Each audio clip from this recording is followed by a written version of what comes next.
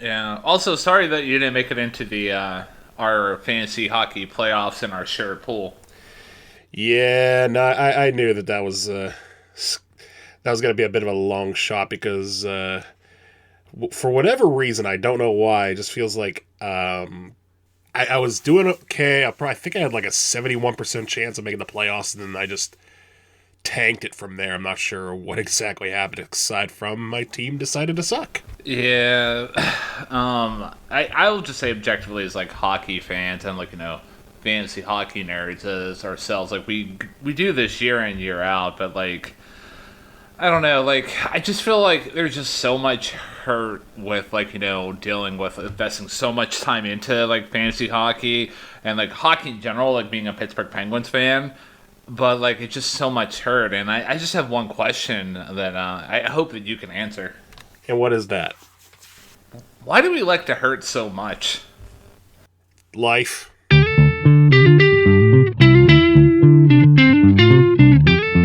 And welcome back, everybody, to the best music podcast on planet Earth. From Ukraine to Uganda, this podcast is called Hey Listen to This, and it is hosted by two dashingly good-looking men who share the same middle name. I'm the one. I'm the only. I'm the one who will always suggest ordering extra cheese on pizza, Ryan James Kearns. Well, I can tell what you're having for dinner tonight. I am the one, the only, the extra cheese actually sounds pretty nice right now, Matthew James Durzik. And for those of you who don't know how things go here on Hey, Listen to This, basically, it's right there in the title. Every week, me and Ryan look at each other and say, hey, listen to this. And what that means is we usually take an album, dissect it track by track, pick our favorites or least favorites, if there are any of either. And it could be based on what's hip in the nation, what's on our minds, or perhaps we're going with a certain theme. And for the month of March, we have been going with a certain theme. And that theme is Women's History Month. So we have been covering female empowerment, female-fronted albums all month long. And before we get into the final of our 5 albums, Ryan, what did we do for album number 4 last week? We finished up some unfinished business from last year, and the album that we covered last week was the Rise and the Fall of the Midwest Princess. Memoir of Ryan James Kearns. No, just kidding. No, the album is by obviously Chapel Roan, and shout out to my wife Jamie for joining us on that podcast. It was one hell of a good time, and yeah, for me, like I was happy to go into that record and really give it a thorough dissection, and like even just letting you know like what I've been doing today. Like, I randomly listened to the new Lady Gaga album, Mayhem, and I feel like it's thanks to like us looking at pop albums, whether I like them or I don't. I can really appreciate pop in a new light. So like if you want to find out what I felt about the Rise and Fall of the Midwest Princess by Chapel Roan in full, see what the app that you're currently listening to us on, or if you're on YouTube, just go back one review and it's right there. So yeah, check it out. Yeah, go check out our review and hear our thoughts on that album. I won't spoil what those thoughts were, but I will say it was a great episode and a very fun episode. And for those of you who are slightly concerned, yes, there is graphic content and language throughout. So that being said, heading into this week, that is the final of our Women's History Month albums, and fittingly enough, it is the 5th different decade we've covered on this particular stretch, because we started out with the 80s, or excuse me, we started out in the 90s, then we jumped back to the 80s, then we jumped ahead to 2015, then we jumped to 2023, and now we're spinning things back to 2007. And Ryan, what is that 2007 album we are talking about today? We're going to be talking about the second studio album by the pop rock group Paramore.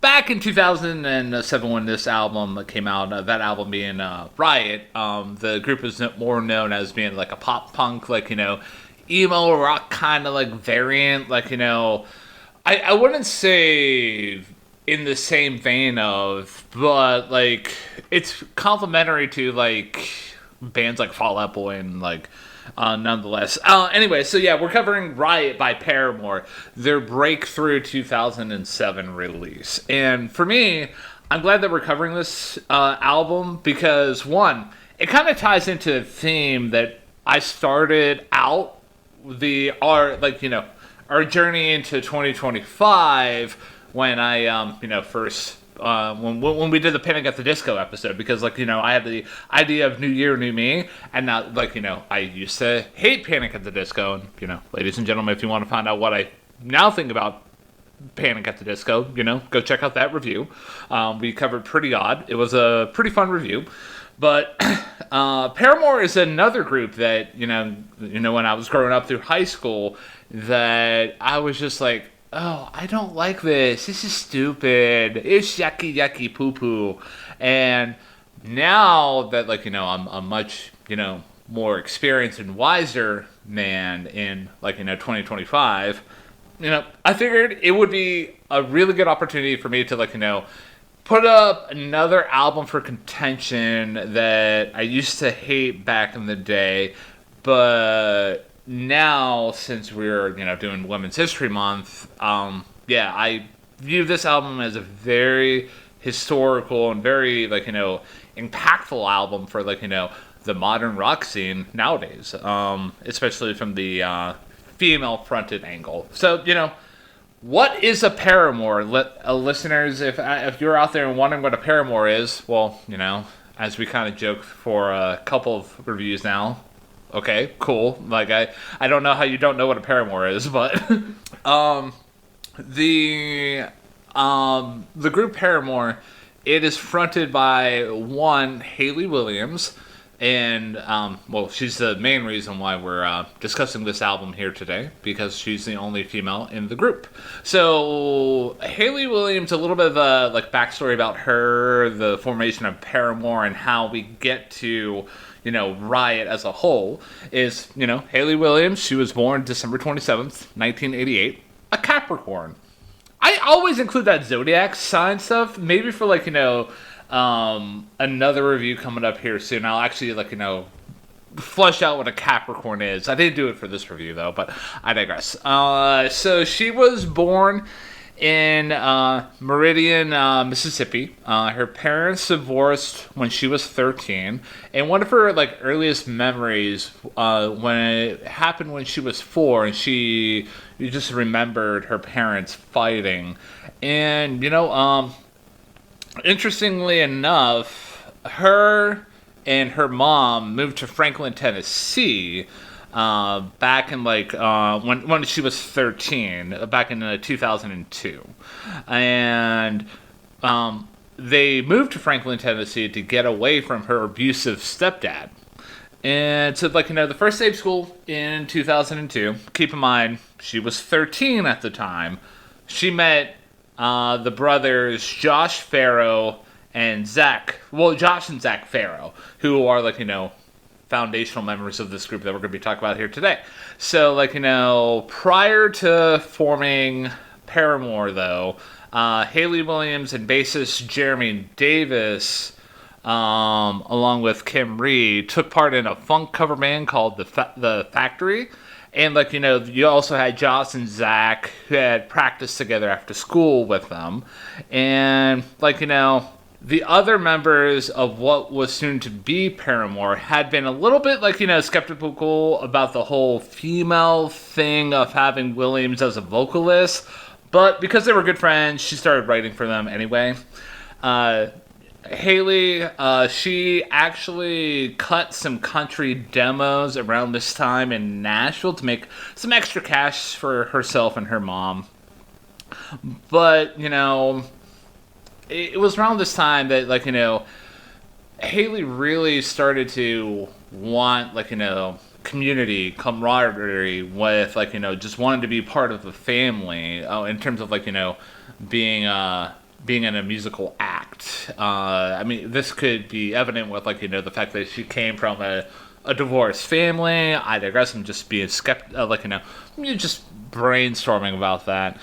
And so, like, actually, fun fact about Haley herself, she was originally signed to Atlantic Records as a solo artist in 2003 around this time. This is before Paramore actually became a thing. So keep in mind, 2002 she was 13. 2003 she was obviously 14, and she had a record deal to be like a solo artist. But Haley didn't like the idea of being a solo pop singer and saying, like, she really wanted to play alternative rock music with a band, like I mentioned before. And so, thus, the group, came to be. The band was officially formed by Josh Farrow, who was on lead guitar and backing vocals, Zach Farrow, he was on drums, Jeremy Davis on bass guitar, and, like, Haley Williams on lead vocals in 2004.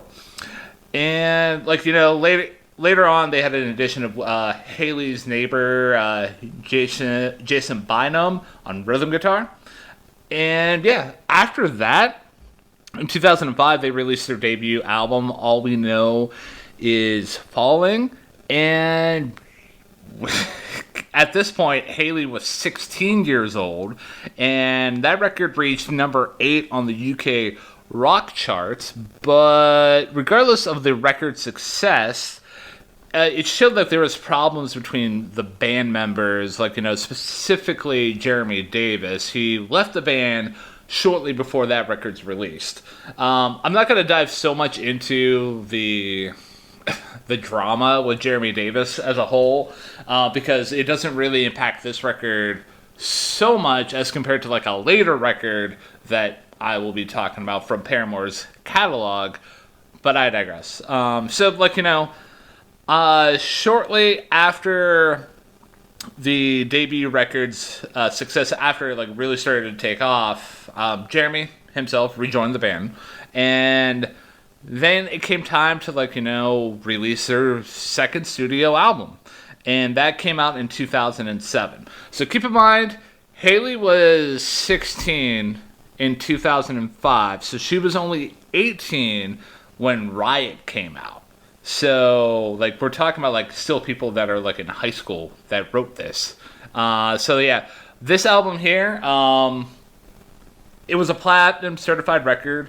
It really broke open the scene for Paramore, and, like, it really became, I don't want to say a guiding light, but it paved the way for people that were in that scene, and they saw the success that Paramore was having and how awesome Haley was as a front woman for that band, and it gave them inspiration to, like, take it up for themselves. And, like, it really, like, the whole band came in and disrupted the whole scene, because, like, the whole, like, emo pop punk scene was primarily, like, male led, so, like, the whole scene didn't know what to do with Miss Haley Williams. And this record that we're talking about here today, the big hits off of it that most people probably are aware of are That's What You Get, Misery Business, and Crush Crush Crush. Yeah, that's basically a brief synopsis of Haley Williams, the formation of Paramore, the group's success up until the point that they released Riot. As for me, my relationship with the group, like I mentioned, when I was, experiencing high school, they were, breaking out with their hits, and I'm like, oh, this is stupid. This is stupid music. I don't like this. Then their next album that came after that, which I do believe was Brand New Eyes. Off of that album, you get songs like Ignorance, The Only Exception, and I really started to, change my tune about Paramore, specifically with that album. Riot, I still thought was yucky poo poo, but Brand New Eyes, I was just like, oh, this is actually pretty cool. And then, years down the road, 2013 comes along and they release their self-titled album, and, Still Into You, and a couple of the other hit singles off of that record were really, really good. And then, from there, they released After Laughter and This Is Why. And I own This Is Why on vinyl. It's the only Paramore record I own on vinyl. So, that can tell you what I think about that record. But, yeah, the group essentially started out as, me having some major hater energy for them. And now, I recognize, they are a very important act. But I haven't really gone back to Riot prior to this review.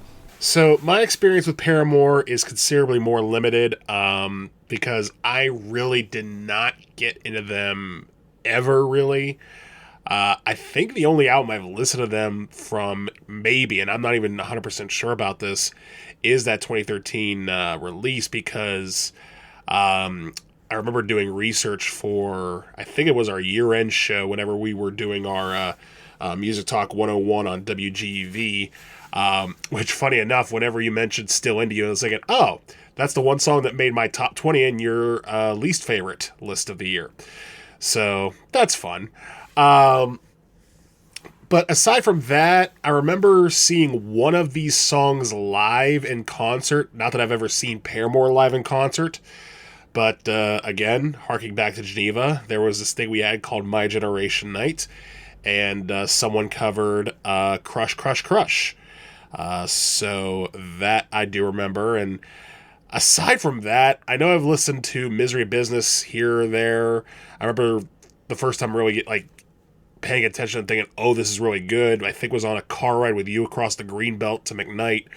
But aside from all of that, I really don't have a whole lot of experience with Paramore or Hayley Williams as a whole. So this review was really my first dive into those elements. Nice. So before we go on, I'm gonna apologize to the listeners out there if you can hear a weed whacker going on in the background. My neighbor across the street is deciding to weed whack their whole entire yard. So yeah, I apologize about that. So anyways, yeah, so I'm glad that we're coming at this review from two different angles, two different experiences about the group. Yeah, I think we're ready to kick her off. So the opening track is called For a Pessimist, I'm Pretty Optimistic. And yeah, dude, this is a really, really good track. It kicks off the album in such a great fashion. Right away, the thing that you get gravitated toward, you get pulled into right away, is, for lack of a better descriptor, is that the rolling guitars. It just kind of comes in wave after wave after wave. That's just so good. And the way that those guitars are complemented alongside with the drums just make for such a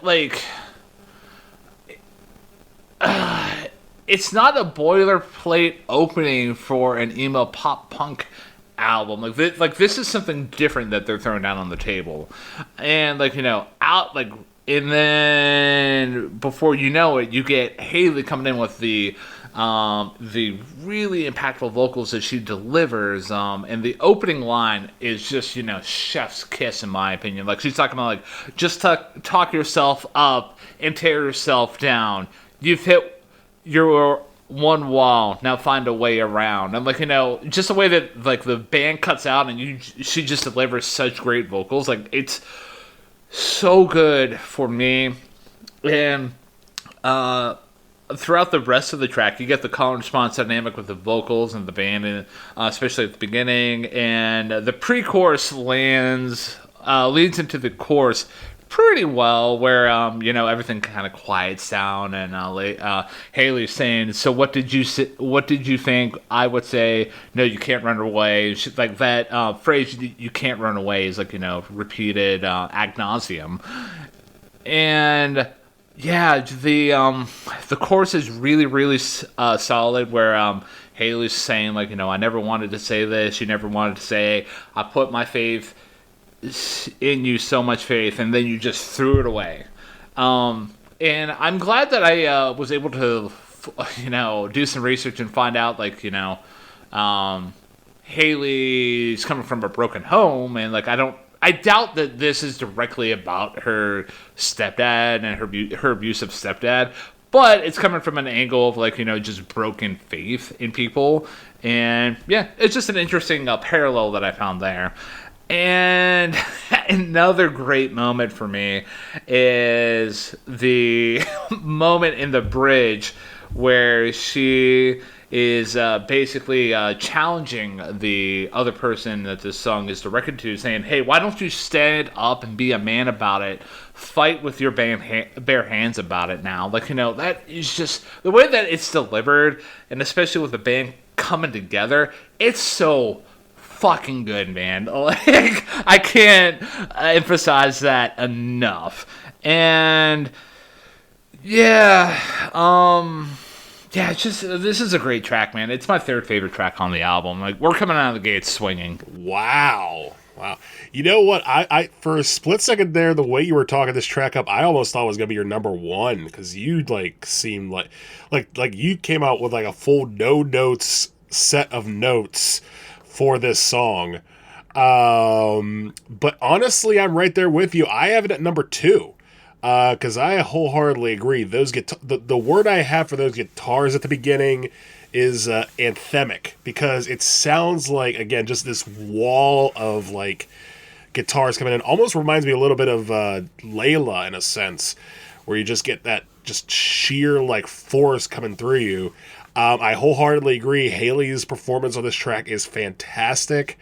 I agree the lyrics are pretty simplistic, but they get the point across very well. I agree the pre-chorus does serve as a nice little backdrop for the chorus when it comes full force. The harmonies on the chorus, I think, are very, very good, and almost made me think that if not for the fury of the sonic pulse behind this song that makes it very much a alternative rock or emo rock track, you could almost pass this off. Like, if they did this acoustically, this could probably be either like a folk or country song, because that's kind of what the harmonies reminded me of in a weird sense. But either way, it is a great opener, because, again, it just provides not just that thematic introduction to dealing with someone, dealing with relationships, and dealing with trust in people, and how that's a shaky ground to be on. But again, musically, it sets a table even more so with Haley's strong performance and the band's strong performance behind her. Also have to note that despite the song being titled "For a Pessimist, I'm Pretty Optimistic," those words do not appear in the song itself, which I think is very appropriate for the time.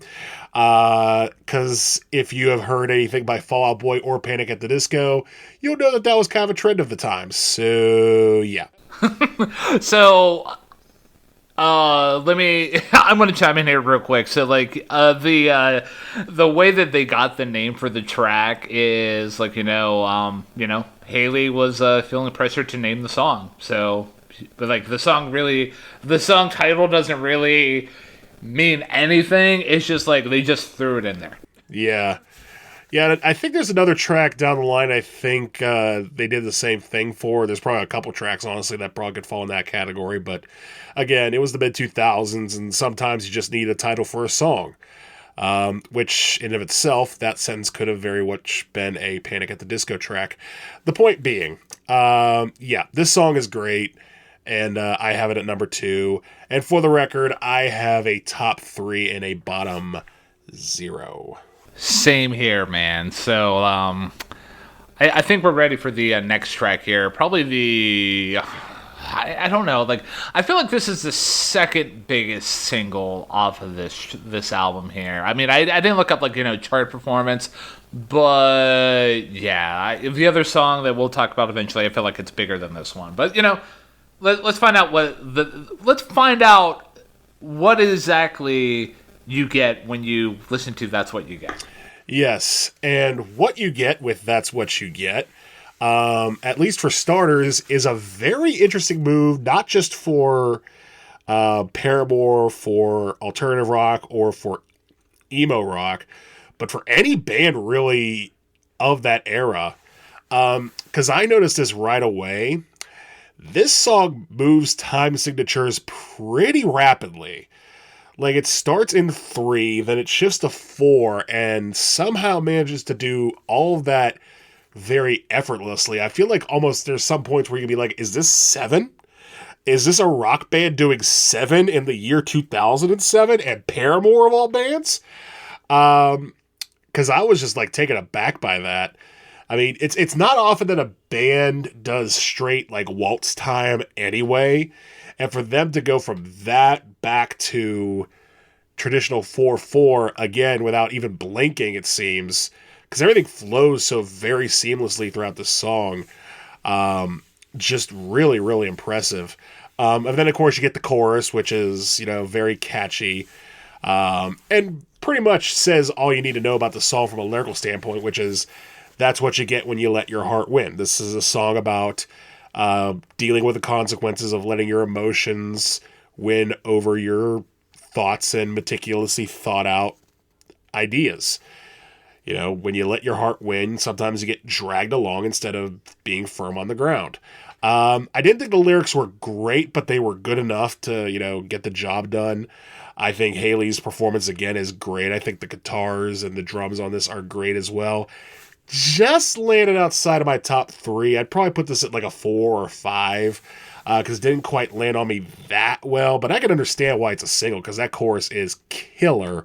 And again, I reiterate that the fact that they were able to take a song like this, make it as poppy as it is by sneaking in the time signature changes is very impressive.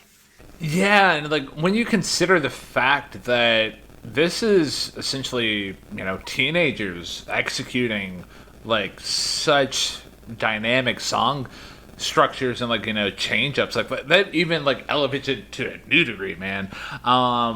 So for me, yeah, I'm not gonna really step on your toes so much because you covered a lot of the points that I already had written down here, especially with the songs being, because I mean it's pretty cut and dry. What puts this track over the top for me is like, yes, the lyrics are kind of simplistic, but the way that they're written and the way that Haley's able to deliver it on the vocal front is just really, really good, dude. Like, again, the opening lyrics here, you get, "No, sir. Well, I don't want to be the blame, not anymore. It's your turn, so take a seat. We're settling the final score." Like, I'm always a sucker for whenever song lyrics do this, where it's more of a conversation as opposed to just writing a melody. Like, for me, like, that's an undiscovered musical kink of mine, apparently. Side note, we should probably do like a bonus episode when we talk about musical kinks for us. I digress. So, and another couple moments I really do like in this track here that you didn't really cover so much in your discussion. It's just how the track kicks off, where it's just like, just slaps you right in the face with the drums and the guitars. Like, that's really good. And also, the little change up in the guitar effects in the chorus as compared to like the verses, like that's a really fine detail that I did pick up and I really did appreciate. And also the moments where the band digs down when Haley's singing that line, "Why do we like to hurt so much?" Like, it's not really a digging down, but it's like it's a concentrated chaos and roll with those vocals. Like I like that. That's a very purposeful, like, use of the instrumentation there. And yeah, like, other than that, I mean, you could get the gang vocals before the last chorus, which is very much of its time. Yeah, dude. This is another of my top three. I don't know if you're able to tell, but like, we have landed at number two. And for the record as well, because I didn't specify that in the previous track, I have a top three and a bottom nothing as well. Yeah. I completely understand that. This track is a very good track, and probably, again, I feel I'm being a little nitpicky with probably the simplicity of the lyrics, but it just got edged out by one track that's a little later on down the line. And I'll explain my reasons why there, but I completely respect you having this in your top three. It's a good one. So I feel like we covered That's What You Get pretty effectively. So I'm gonna begin over to Hallelujah, and I feel like this is an important sonic pivot for the group, because like for the first two tracks off the album, we get like bangers. And, like, you can't always have bangers with an album. You got to be able to show your range as, like, songwriters, composers, like, people that, like, you got to change it up a little bit. And, like, yeah, while this does take down the tempo a little bit, I feel like the moments in this track here that I really appreciate the most. One, I'm just going to say right out of the gate, Haley shines on this track here, especially on the vocal front, especially when she glides up to hit those Hallelujah notes. Like, it's so pleasant to my ears. Like, there's moments where, like, it almost seems like she's missing the note, but then she completes the vocal line and she lands on the note so well. And another moment, not moment, but like another thing that I really do appreciate about this track here is it shows that the group has great synergy. I know when people hear the word synergy, they might cringe inside, but like for me, the synergy that's executed here is the band backs off. And that allows Haley to sing great bars, but after the vocals are done, the band lays down like their own great parts in complement to the vocals. And like you get a little bit of a sonic shift in the bridge. I did appreciate that. And yeah, overall though, like the guitar effects are really impactful. I really do like it, especially with the opening. Like it's such a big opening feel, man. And on the lyrical front and what this song is basically about, it's basically a testament to the band's strong faith in themselves and their hope of pushing forward and being the best form of themselves that they can be. And one of my lyrical highlights that I have off of this track here is if only time flew like a dove, well, we could watch it fly and just keep looking up. Like, it's a very inspirational kind of track. And, like, I feel like of its time, and considering the context of the scene, for this to be, like, an inspirational kind of track and, like, saying, hey, everything's going to be okay. We're going to, like, somehow everything's going to fall right into place. Like, it's a very important track. It's a track that, prior to doing this review, I wasn't aware of, but I do appreciate it nonetheless a good bit. Yeah, this is a solid track too. I agree that guitar work that is throughout the track is great, and I agree that between that and the vocals, it is a powerful sound. And I think the lyrics are pretty good too. Like you said, it's pretty simplistic about the band believing in themselves and just gathering together to triumph over all the obstacles in their own way. My only real nitpick about the song is this, and I'm going to put a little bit of an asterisk next to this nitpick. We've talked about before, particularly I think on the Pearl Jam interview, is that depending on what device you're listening to these songs on, your mileage may vary as to what you're hearing. For me, in this case, I listened through YouTube and I listened through the TV. And to me, it almost felt like the mixing buried Haley's vocals a little bit. Now, if I were to listen to this on another device, maybe my phone or through my car or heaven knows what else, I might be able to hear a balance that's a little better. But that didn't take away from the track really for me that much. Because ultimately, even if the mixing had been more right, this still would have been a good to okay-ish track. Like, it's not a bad track by any means. Like, it's a good track. Again, the guitar work is great. Haley sings well. Lyrics are simplistic, probably even a little bit more simplistic than That's What You Get. But nothing bad about it that you haven't already covered. Yeah, I feel like this is the first pure, like, I feel like I'm a bit higher on the track than you are, but there's a very valid argument to be found here with Hallelujah that this is like the first. This is an album track kind of track here that we found in the record. Agreed.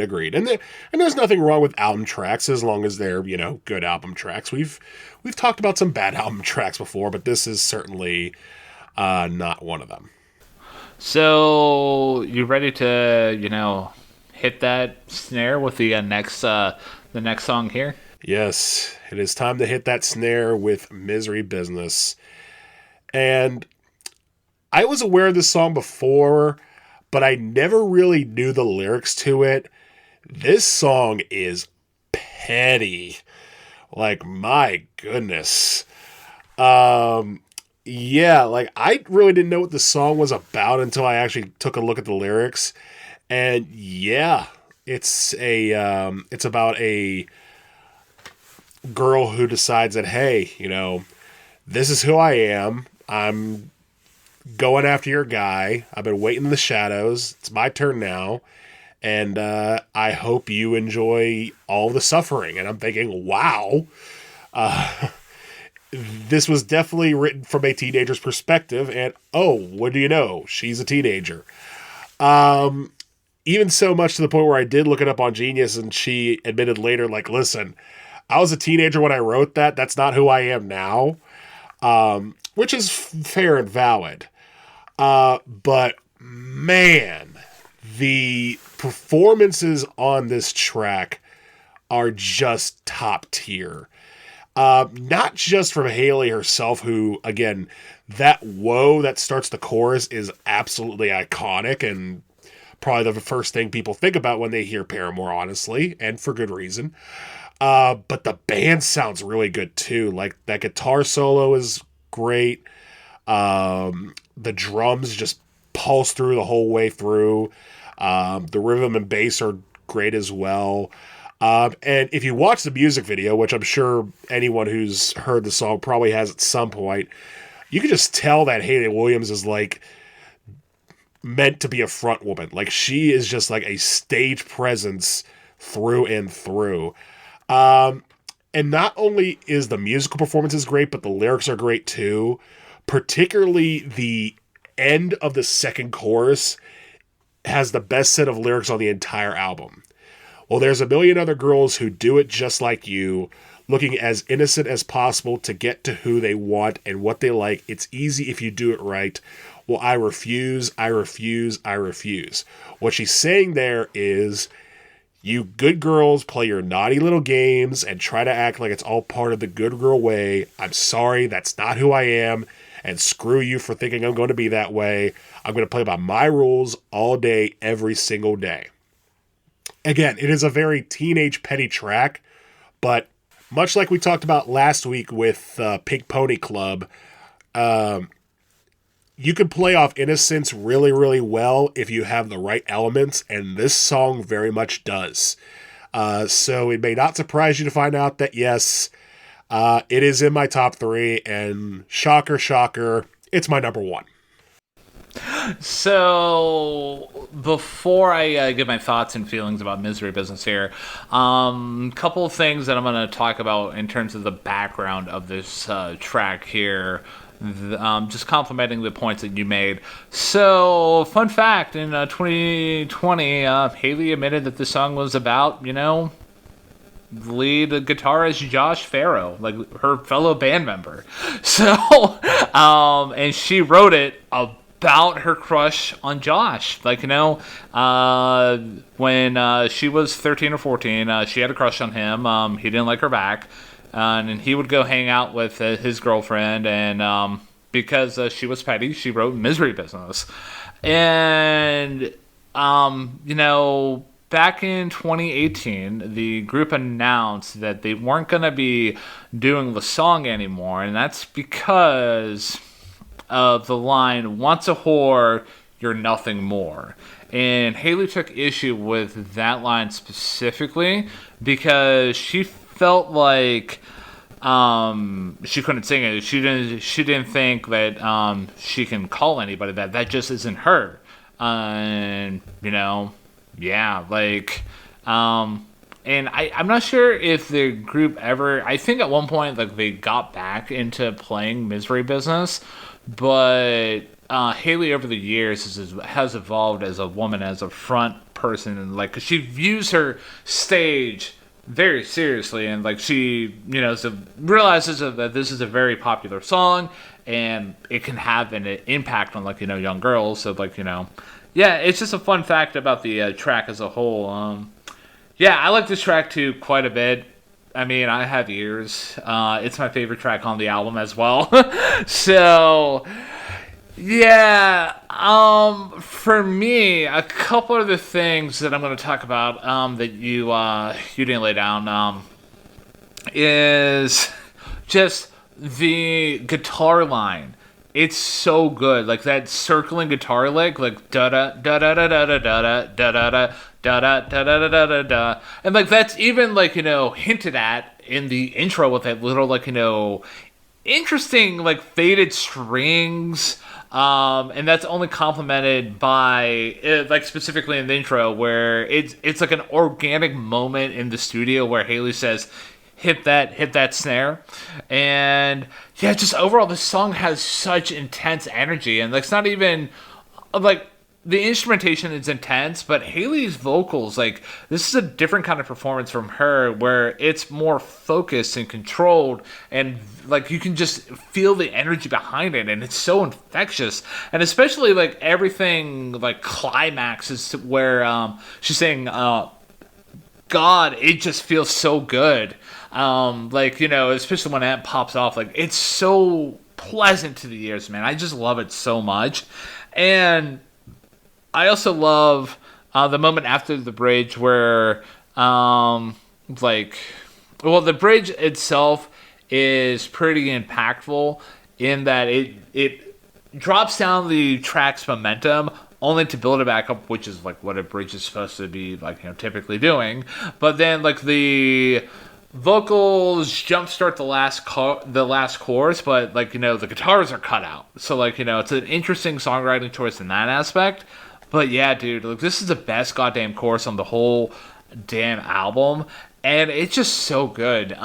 It's kind of a shame that the track has that once a whore, you're nothing more, like that line and the history behind that, especially within the context of the group. But I also like the song even more considering that this was written about Haley's feelings for another band member. Like that is just a whole other spicy can of tuna in my opinion. So yeah, Misery Business is a fantastic track. Easy top track on the whole goddamn album for me. Yeah, no, it's a clear cut front runner. And it's just again, it's not just the fact that the chorus is great as it is. The lyrics are great in the verses. The guitar solo is great. The intro, like you mentioned, is great. Like, everything about this song clicks. And I know there's a lot of bands out there that have sort of, in recent years, tried to for lack of a better term, censor themselves in some way, whether it's bands changing their names or, stuff like this where they're not playing songs anymore due to controversial lyrics. I would, I respect their decision, but at the same time, I also understand that, again, perspective is, something to consider. And also, like you said, it's a very popular song. I know for a long time, Tyler, the Creator, begrudgingly played the song Yonkers during his shows, like during the Igor tour, when he was just like, I don't want to do this anymore, and he did it anyway.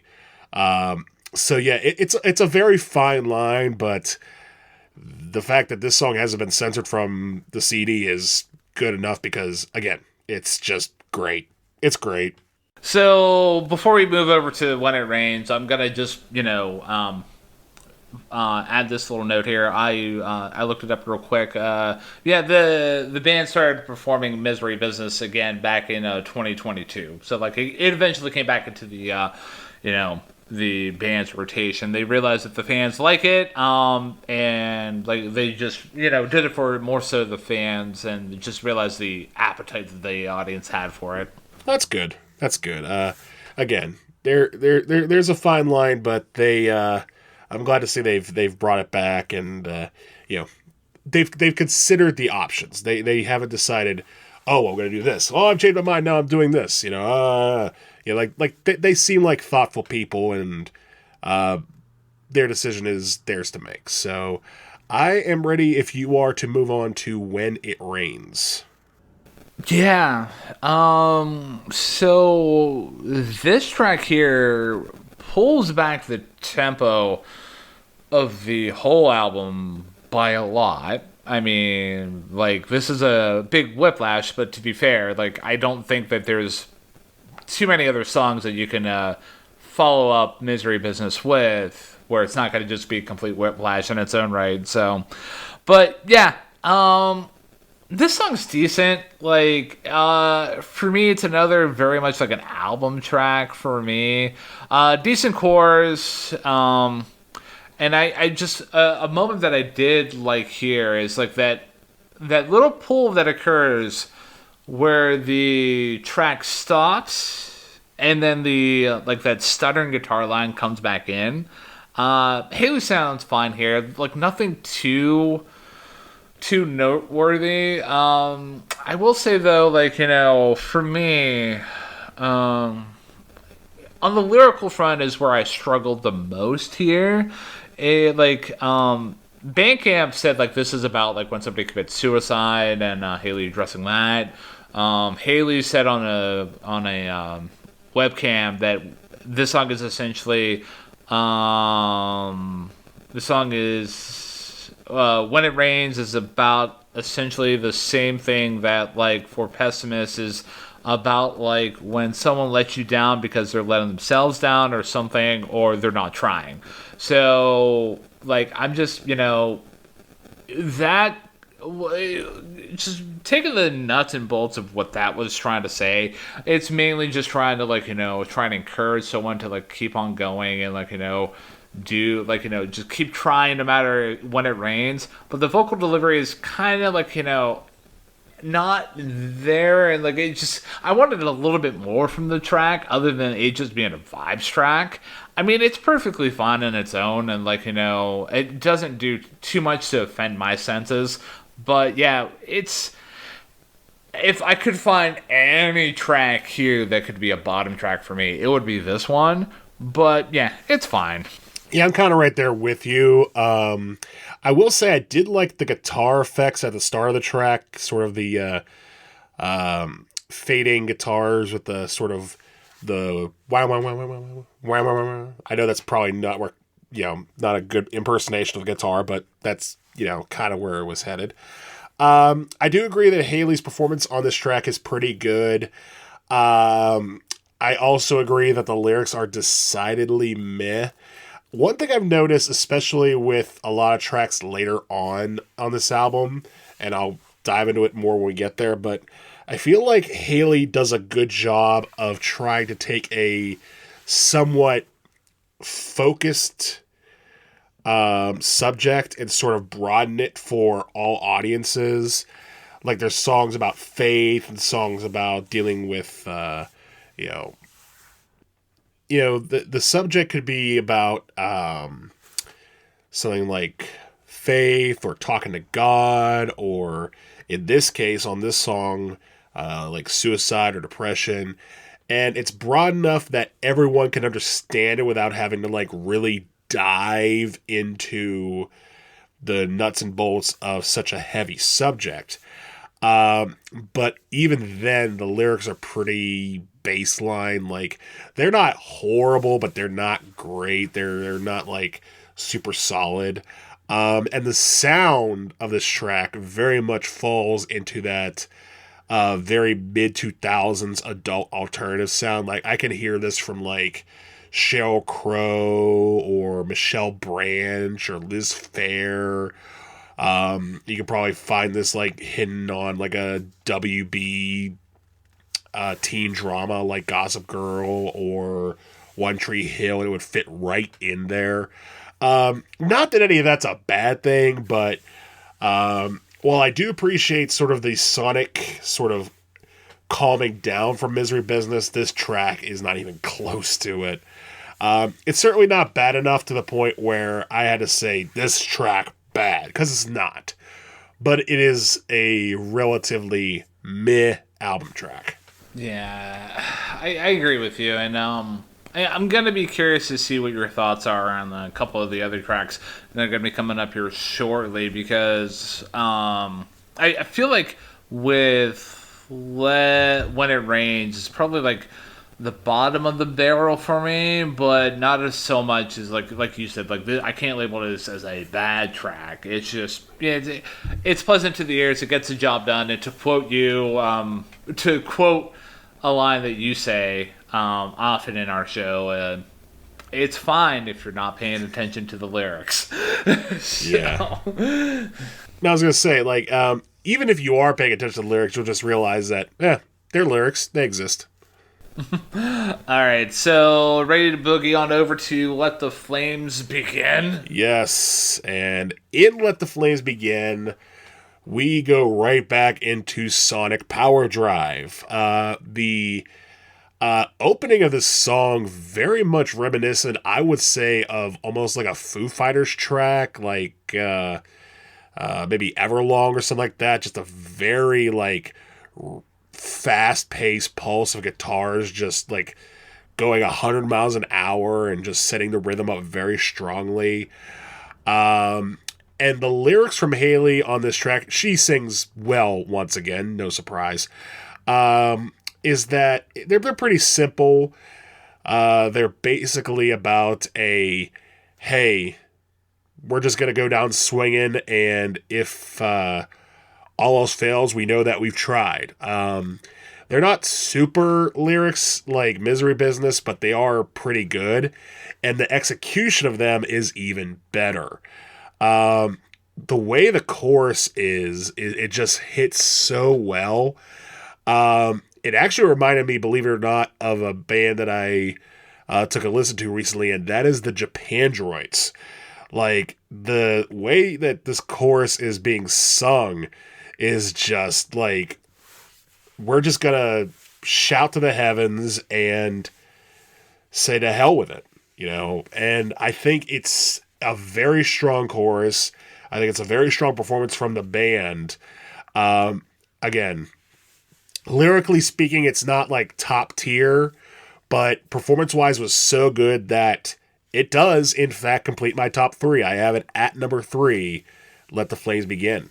All right, so full disclosure, I didn't think you would like this song. So I'm glad that you're proving me wrong, and I can't, pigeonhole songs that you're not gonna like based on like just how like I've picked up on like different like musical like unkinks for you for lack of a better descriptor there. Musical vanilla. Musical vanilla. Hey, don't be hating on vanilla, man. I digress. Yeah, the reason why I felt like you weren't gonna like this song is it's just like it felt like some of the parts were disconnected, and it felt like it wasn't an organic song in its own whole. But no, I appreciated the song for what it was. For a lot of the points that you mentioned. Yeah. The only other thing I gotta add, like, it just feels like in the beginning with the guitar lines, it's such an interesting moment there. And the drums are adding a nice element, and it almost has like a dark edge to it. And yeah, it was a nice change of pace for me, going from When It Rains to Let the Flames Begin, because it just seems like everything's just picking up in intensity. Haley's sounding much better here. And lyrically, one of the highlights that I had is the opening lines. What a shame we all became such fragile, broken things. A memory remains just a tiny spark. I gave it all my oxygen to let the flames begin. And the song's basically about like finding your strength in your weakness. Yeah, like I do like how the chorus rides out, like you mentioned, and especially the band hits at the end at certain parts in the chorus. Like that's a nice touch. But yeah, I don't really have much else to add about "Let the Flames Begin" that you haven't already touched on. Yeah, no. I was just kind of taken aback by, again, the sheer virtuosity. Like, this is probably the one track on the album where I would say the band is more noticeable than Haley is. Not that she's bad on this track at all. Like, she's great. But the band, I would say, is a step above, just, again, with the way the guitars come in and just how they match her at every point during that chorus. So, yeah. Let the Flames Begin is a really, really good track. So, before we go over to Miracle, Matt, I got a question for you. What's that, Ryan? If the listener out there is, like, really thinking that we're a really, really great podcast and they want to help support us do what we do on a week in, week out basis, what are some professional tips that you can lay down on the listener? That way they can help support what we do and continue to grow our show week in and week out. Well, one way to be professional is to make sure you don't send any war ideas in group chats. Another way to be professional is by going to any podcasting platform of your choice, which would be places like Apple Music, Spotify, Pocket Cast.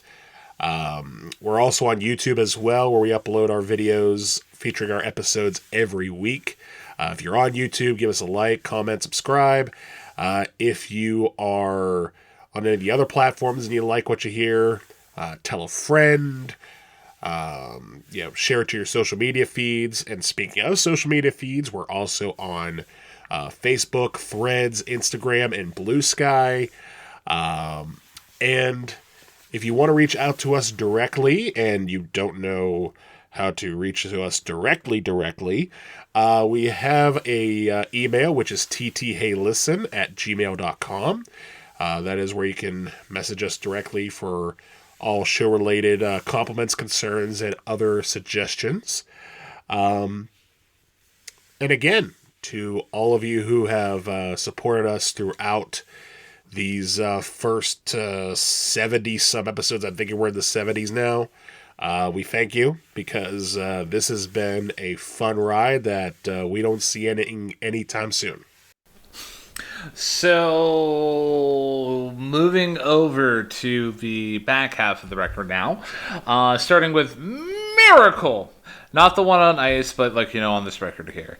For me, this definitely sees the momentum of the album picking back up. And it seems like I'm a sucker for opening lines on the tracks here in this album, because another amazing line comes right out of the gate where Haley's singing, "I've gone for too long, living like I'm not alive, so I'm going to start over tonight." And the way that line is introduced, it's just such an open, anthemic moment that I was just like, oh, okay, now you got my attention. I want to hear how you're going to start over tonight. Overall, the chorus has a nice groove to it. Haley's sounding really great on the vocal front, as per usual. Instrumentally, though, like, it's pretty run-of-the-mill considering, like, the context here. And, like, how it just seems like the band, outside of, like, the big singles and a certain number of tracks, kind of finds their groove, and they don't really do, like, too much to, like, think outside of the box. I will say, though, like, I did appreciate the moment in the bridge where the instruments cut out and it's creating a soaring sensation with the vocals. I thought that was a nice touch. And yeah, overall, though, like, this song on a lyrical front and on a deeper meaning front, it's essentially a conversation Haley's having with herself and with God. She's talking about her depression and getting through self-hate and self-injury. And yeah, overall, it's a pretty good song for me. It's definitely picking up the momentum for the back half. It's funny that you mentioned this picking up momentum, because my thoughts on this were a little different. I do think it's a good, solid album track of a song, but more so I thought that compared to Let the Flames Begin, it's kind of redundant. Like, this feels almost like a sequel to Let the Flames Begin on a sonic front, particularly with the guitars. And the subject matter, too, it's a bit more, like you say, faith-focused, where Haley's having a conversation with God. And you mentioned that opening lyric, that felt a little Japan Droids-ish, too. But I didn't think the performances on this track were as good as Let the Flames Begin. Like, that track, like, surprised me. But the second time around on Miracle, it sounded good. Like, it didn't sound great. It sounded good. Definitely a decent album track. Haley's performance is very good. And again, this is the kind of stuff I'm talking about, where she writes about a very specific perspective in a broad way. Like, she could have very, like, easily, like, been very poetic and, like, almost, like, vivisecting details about things she felt on a certain night when she had these prayers. But, she sort of streamlined it to the point where anyone who's struggling with these issues can sort of relate to this song without having to feel like they're listening to somebody else talk about a situation. They're getting empathy from the lyrics that Haley is providing. But again, the performances on this track were good, not quite as good as Let the Flames Begin. So, solid album track for me. I feel like we're ready to move on to the last big song on the record, which is Crush, Crush, Crush. Yes, not named after the soda. So, Crush, Crush, Crush. I remember this song being played live and not really thinking a whole lot of it aside from the performance. And now listening to it some decade and a half later, I want to say, maybe not quite that deep, but close.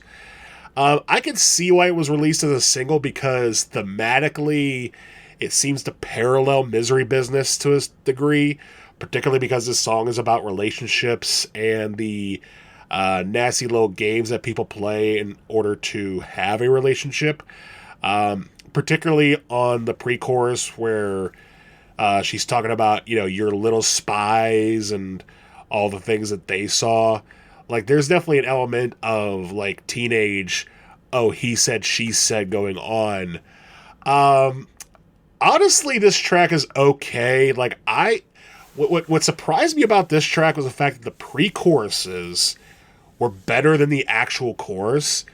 Like, when she's saying, your little spies, and you just get that little anti-drop with the crush, crush, crush, 2, 3, 4. Like, that's great. And then the chorus itself is kind of there. It's all right. It's not really, like, lifting anything. It's not, like, standing out compared to what came before it.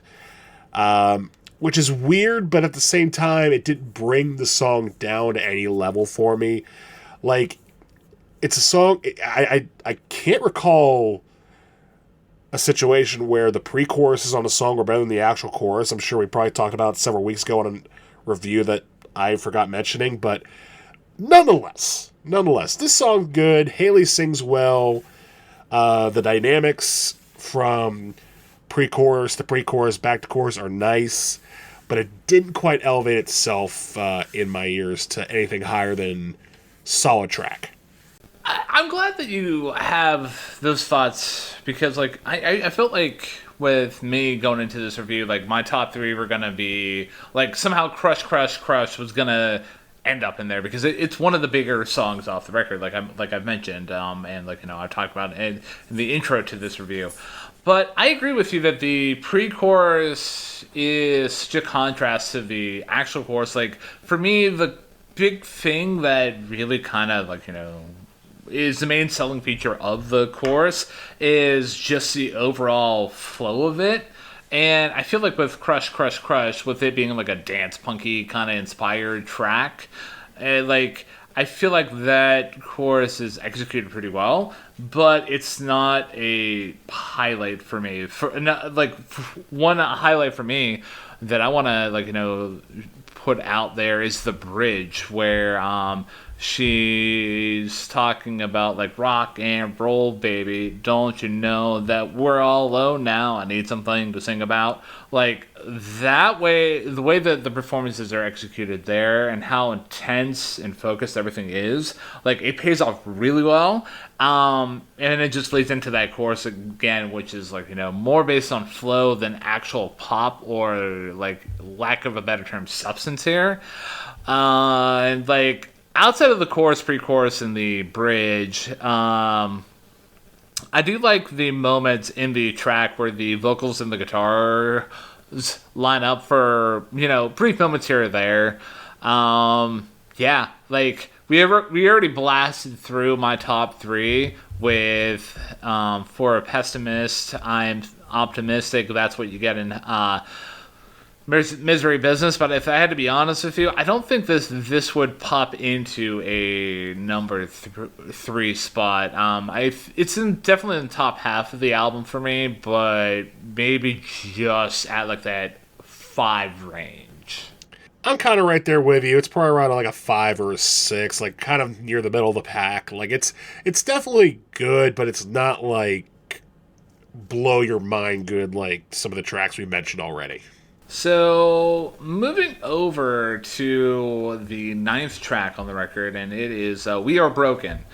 And yeah, this is the first track here. And, we're only, we only have a handful of tracks here left that is really just almost like a pure ballad. Like, we get, When It Rains, which was a pulled back kind of like vibey kind of song, but it wasn't really a ballad. Like you get basically Haley's the main focus here. She's sounding really great. I do like it a lot. And we get lyrics about her talking about like she's outside, she's been waiting for the sun with her eyes wide open, and she's seeing the worlds that don't belong, and I do like that, especially the imagery of her talking about her mouth is dry with words that she can't verbalize. That's really good songwriting and lyrical writing on that aspect. I do like the change up that occurs here where Haley starts singing about Tower Over Me, but it's not really so much in the one of the earlier choruses. It's toward the end. It just seems like song changes there, and I did like that there. And overall, though, there's not much else that I can really talk about with We Are Broken. It's pretty cut and dry as a song that's essentially it's a prayer to God where Haley asks to be made whole again, and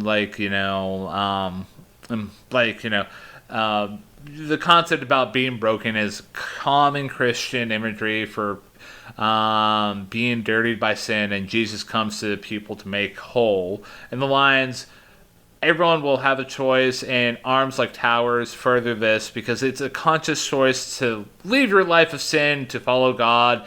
And in many contemporary Christian music, being wrapped in the arms of God is an often used phrase for comfort and safety. Yeah, for me, it's a fine track. The album's momentum kind of falls down a little bit with We Are Broken, but I do like it a lot, though. It's a good track, and once again, and I think this is probably the most, ironically enough, explicit example of this, but this is a track where what I've been talking about with Haley showcasing her spirituality and spiritual thought process in her writing without being cloying or explicit really shines through here. Because you mentioned how a lot of times in contemporary Christian music, they'll use something like broken or, something like that to express, being dirtied by sin. But ultimately, a lot of times they'll be a lot more explicit about what the solution is or who they need to turn to for that. Whereas here, it pretty much just says, I am broken. And the thing is, broken may mean certain things in a Christian code, but you don't necessarily have to be a Christian to feel broken. You could feel broken for any number of reasons, from any number of backgrounds, from any number of situations in one's life. So I think that really sets this song apart lyrically, in a sense. Aside from that, though, musically, I think you nailed it. It's a ballad. The song that I was reminded of right away was My Immortal by Evanescence. This feels like their My Immortal. Whether or not this is for the sake of trying to cross over to the K-Love market or simply having that on their record to switch things up. But again, lyrically, we could tell that Haley is very much writing from a personal space that is very deep and sincere. Did not crack my top 3, obviously, but I do think that it's a good song. It's a good song. So, you ready to head to the penultimate track on the record with Fences here? Yes, Fences, which does change tempo a little bit. Not that they had a choice. I mean, if you kept going from We Are Broken and just left the rest of the album to ballads, I'm thinking people would have been like, we got gypped, what is this? So the way the song starts has almost a sort of Western swing feel. Like, I was kind of surprised, like, that they would go that route with the way that the guitars sound and the way the rhythm section is basically swinging. And musically, it's a pretty good song. Like, I like the swing feel. I like the guitar solo a lot. And once again, Haley sounds good. Lyrically, pretty much they are writing their own version of Rush's Limelight, where they're basically confronting stardom and being like, where do we go from here? I guess we have nowhere to go but forward, so put that spotlight on me and let's party on. I do think Limelight is a better song, but that's not saying much. It's one of the best songs of Rush's career. Whereas this is a very solid album track from Paramore. Again, the band sounds really good. She sounds really good. And the lyrics are pretty good too. Not enough to elevate into the top 3, but I'd probably put this higher than Crush, Crush, Crush, if I'm being completely honest. I'm right there with you, and for me, it's mainly about that swinging vibe that you described. Like, it very much reminds me of a track that Panic at the Disco would do, and it's like, again, very much of its time around 2007. And the swinging vibe is really driven by the guitar, not the guitar, the drums and vocals are really doing a great job setting the scene. And yeah, just the overall track has such a great flow to it, and for me, like, I did appreciate the repetition of the phrase "go out in style." Like, I felt like that sprinkled out through the whole track was a good touch. Digging the moments where the vocals and the guitars match up. Like, I found that like at least in a half a dozen tracks in this album. So, like, I like that. It shows the chemistry that the group has together, and I'm always a fan of that. And on the lyrical front, I do really like the second verse where she's talking about, like, if you let me, I could. I'd show you how to build your fences, set restrictions, separate from the world, the constant battle that you hate to fight. Just blame the limelight. Rush, limelight. Don't look up. Just let them think that there's no place you'd rather be. Like, it does do a good job, and I just like how this is a very unique song. And it pops out for a very good reason. I do really like the chorus, like I did mention. Not much else I can really add, other than, like, it's a really fun song, and I do appreciate its placement in the album. I do too, and I also appreciate the fact I just put two and two together, that here they are trying to basically emulate a Rush song lyrically, and going to the front end of the album with That's What You Get, they were trying to do it musically because, again, what other group of teenagers is trying to do that many time signature changes? All right, so I feel like I'm ready. I was born for talking about the last track here, born for this. Nailed it. So, yeah.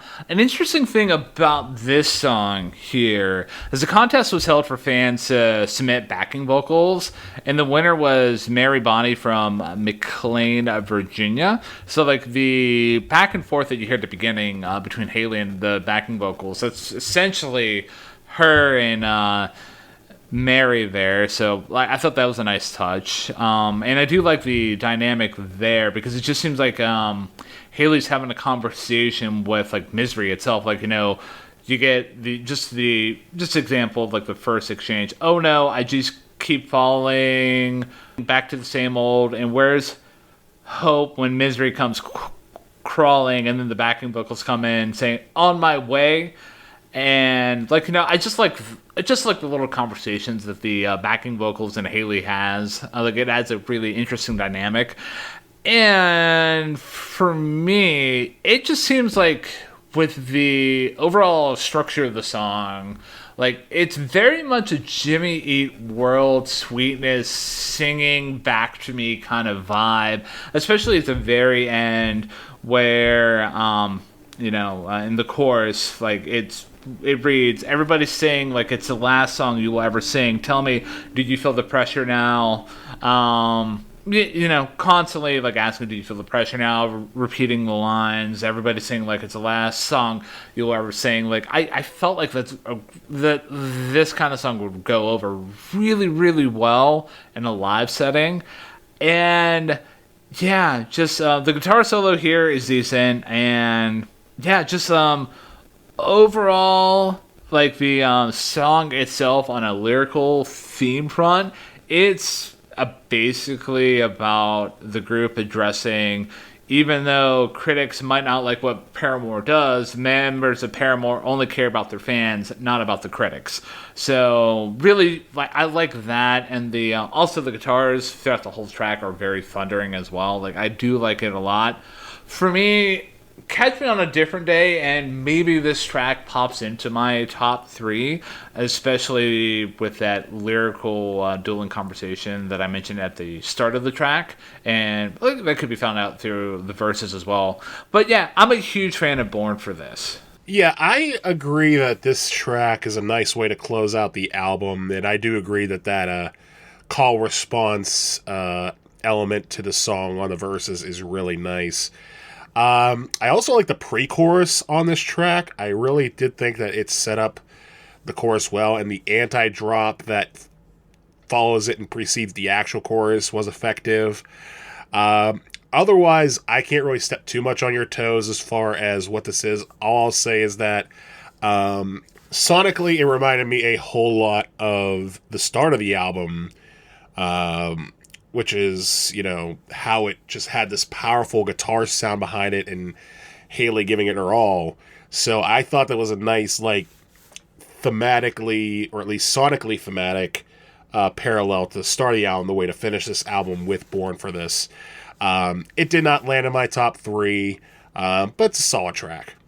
You want to know what else is a solid thing about this review here, man? What's that? The fact that we can say those sweet, sweet words, man. We did it. We did it, Joe. We went to a riot with Paramore, and we discovered that we were born for this. That actually sounds like a really fun time, actually, now that you put it that way. almost sounds like a ad you would hear on like a alt station. It's like, go to a riot with Paramore, courtesy of Discover. I don't know. The point being, we have, in fact, come to the end of Riot. I'll go first this time with my thoughts on this album. And again, I came into this with relatively novice experience to Paramore, at least like early Paramore. And I came away like pretty impressed with what I heard. I mean, obviously you have the big hits like Misery Business, and that's what you get. But for me, album tracks like the opener to this whole affair with For Pessimist, I'm Pretty Optimistic, and also Let the Flames Begin, I thought those tracks were very standout-ish as well. And there really wasn't any track on here where I considered to be like bad. Like even the worst tracks like When It Rains or even Miracle were still very solid in their own right. So there's not a track on here that I would say is a skip. But again, they were kind of meh. But also it should be mentioned, and I didn't really realize this until you had mentioned it at the start, Ryan, that we're talking about teenagers making this album. And even under the guise of professionalism and agents and professional engineers and professional producers, the fact that they were able to put this track on as impressive as they did, like, cannot be understated. So I am going to give Riot by Paramore a solid 8 out of 10. So a lot of the thoughts that you have overall about this record, I share with you. Like, I really do like this album a lot, and it's funny that I began the whole discussion about Paramore by saying, like, I used to hate this album when it came out back in the day, but I'm so glad it came around on it, and especially in the context of doing this review here today with you. The big songs, like you mentioned, they bring the thunder here. That's what you get. Misery Business and Crush, Crush, Crush. Fantastic songs in their own right. And the album has, pretty great deep cuts on it as well. Like, you get Born for This, Fences, and for a Pessimist, I'm Pretty Optimistic. The track do hit a lull in the middle, but nothing really occurs where like the overall experience of the album goes down to a bad point for me. And it's mainly, I guess for me, When It Rains, like maybe I was being a little bit nitpicky, but overall though, like, when I initially gave this album its rating, I didn't consider the fact that we're talking about teenagers here who created the whole experience. But, I'm not going to change the rating as a whole because, like, I'm just, I'm not grading on a curve. I'm just grading. And I am, I do appreciate the album. The band has great moments throughout it instrumentally, and Haley Williams is a fantastic vocalist and lyricist in her own right. So I'm going to give Riot by Paramore a solid 8.5 out of 10. All right, so your 8.5 and my 8 combine out to average to an 8.25 out of 10. Because math works, everybody. So for me, it's a pretty easy next album recommendation here. just go to their 2013 self-titled album. Like for me, I feel like that's the peak Paramore sound, with songs like "Still Into You," "Ain't It Fun," and a couple of the other tracks off of that record. It's not so much pop punky as compared to like Riot, which we just went through here. It's more pop rock, radio friendly, but like some really great tracks in that album, and I think I might actually like that album more than Riot. But again, like at that point in their careers, the band had multiple albums, multiple experiences. They matured at that point. So, but yeah, for me, if you appreciated Riot by Paramore and you're looking for a next album to go to, skip Brand New Eyes and just go straight to their self-titled in 2013. And my choice for the next album recommendation is also an easy one. I mentioned them a couple times during the review, and I'll mention them once again. It is the Japan Droids. It is Celebration Rock. Because much like this album, it has a wall of guitars and a very binding sort of thematic parallel of dealing with life, particularly tracks like Miracle and Let the Flames Begin, to me sounded somewhat similar to the likes of the Nights of Wine and Roses and The House That Heaven Built, just in this very like punch your hands in the air and fight the day ahead of you type of vibe. So for me, it's going to be Celebration Rock by Japan Droids, based off of Riot by Paramore. Oh, shout out to Celebration Rock. That was very much of its time for me. Yeah. I mean, to be completely honest, I only realized that album exists because of you, and I'm glad you introduced me to it. So, yeah. To summarize the recommendations that we've thrown at you, dear listener, if you've enjoyed Riot by Paramore, is their self-titled album in 2013, and Celebration Rock by Japan Droids that we literally just got done talking about. So yeah, that wraps up the review of Riot by Paramore, and it wraps up Women's History Month in 2025 for us. So we have one more thing to settle up before we kick this review into bed. Matthew. We do. It is my turn to select the next album, and we are heading back into the world of men, and I'm not going to talk about that album just yet. I thought about it, but I'm going to wait a few weeks on that because the actual anniversary of that album is in the middle of May, so I'm pinning towards that to do that album for.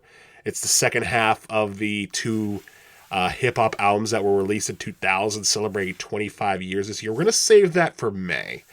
For this next review, though, I am going to open up a genre that we have not yet talked about in 2025, and that is the genre of country. Now, we've talked about it before on the show, but we've not done a country review yet this year. So I am going to give you the choice between two very successful albums in country.